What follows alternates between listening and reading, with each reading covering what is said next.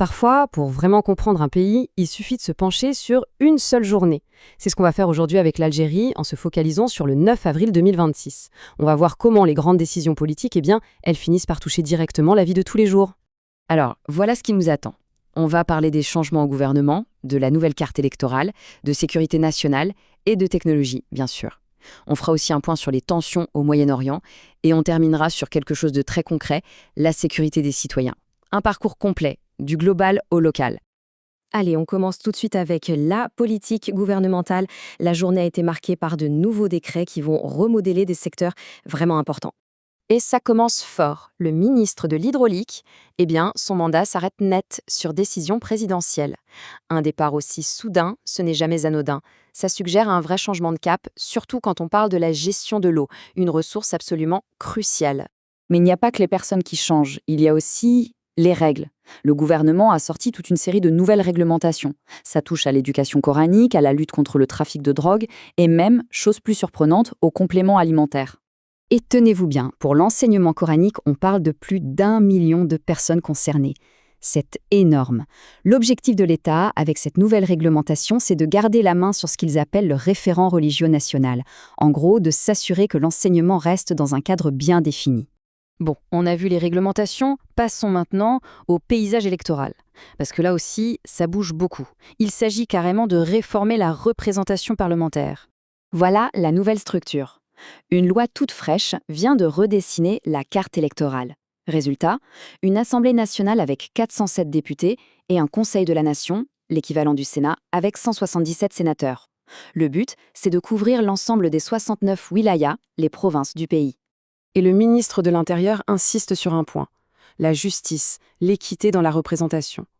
C'est, selon ses mots, un message politique clair.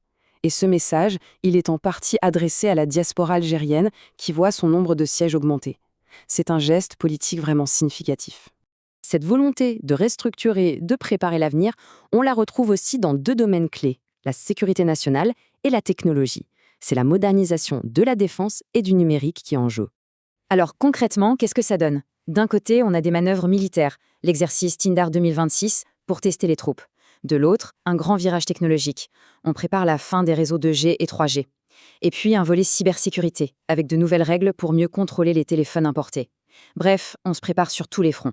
Et ce n'est pas juste des paroles en l'air. Regardez cette chronologie pour la transition numérique. Le plan d'action démarre cette année, en 2026, avec un objectif très clair, avoir complètement abandonné la 2G et la 3G d'ici 2029 pour passer à la 4G et à la 5G. C'est un calendrier serré pour une modernisation d'envergure. Maintenant, on change d'échelle. On quitte la politique intérieure pour regarder comment l'Algérie se positionne sur la scène internationale, et plus particulièrement face aux tensions au Moyen-Orient, une région, on le sait, très instable. La ligne officielle de l'Algérie est claire, la diplomatie avant tout. Le pays appelle à poursuivre la médiation internationale, à ne pas lâcher les efforts pour calmer le jeu et trouver des solutions qui tiennent la route sur le long terme. Mais pendant que la diplomatie cherche sa voie, la réalité sur le terrain est terrible. Le coût humain est effroyable. Au Liban, en seulement 24 heures, on déplore 183 martyrs. Le pays a d'ailleurs décrété un deuil national. Et à ces morts s'ajoutent près de 900 blessés. On imagine à peine la pression sur les hôpitaux locaux qui sont complètement débordés. Et l'onde de choc ne s'arrête pas là. On parle de plus d'1 million de personnes déplacées à l'intérieur même du Liban. C'est une crise humanitaire gigantesque. L'impact est tout simplement dévastateur. Le tableau d'ensemble est donc extrêmement tendu. Les forces américaines sont toujours là, près de l'Iran. L'Iran, de son côté, parle de futures discussions. Et pendant ce temps, la Maison-Blanche précise bien que le Liban n'est pas inclus dans le dernier accord de cessez-le-feu. Bref, la situation est un véritable baril de poudre. Ok, on a parlé de géopolitique, de sécurité nationale. Revenons maintenant à une sécurité beaucoup plus terre-à-terre, si on peut dire. Une sécurité qui concerne absolument tout le monde, chaque jour, la sécurité routière. Alors que la météo s'annonce mauvaise, une question se pose, et elle est posée à la télévision.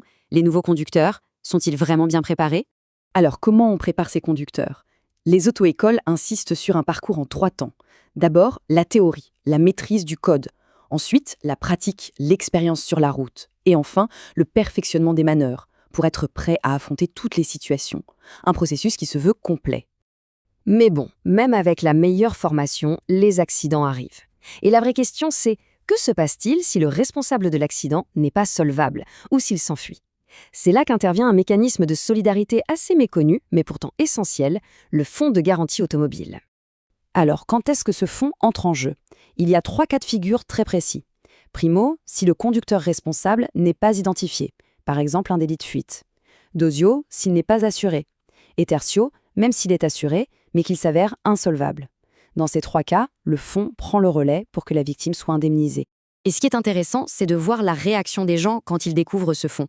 Comme ce citoyen qui dit « je ne connaissais pas son existence, je trouve que c'est une très très bonne initiative de la part de l'État ». Ça montre bien l'importance de ce genre de filet de sécurité. Et voilà, on a bouclé la boucle. On est parti des grandes lois électorales pour arriver à un fonds d'assurance. Et c'est ça qui est fascinant. L'histoire d'un pays, elle ne se lit pas que dans les grands événements. Elle se lit aussi dans ses structures, parfois invisibles, qu'il met en place. Et ça pose une question finale. Au fond, comment est-ce que ces systèmes, ces cadres, définissent-ils vraiment la sécurité et la vie quotidienne de chacun?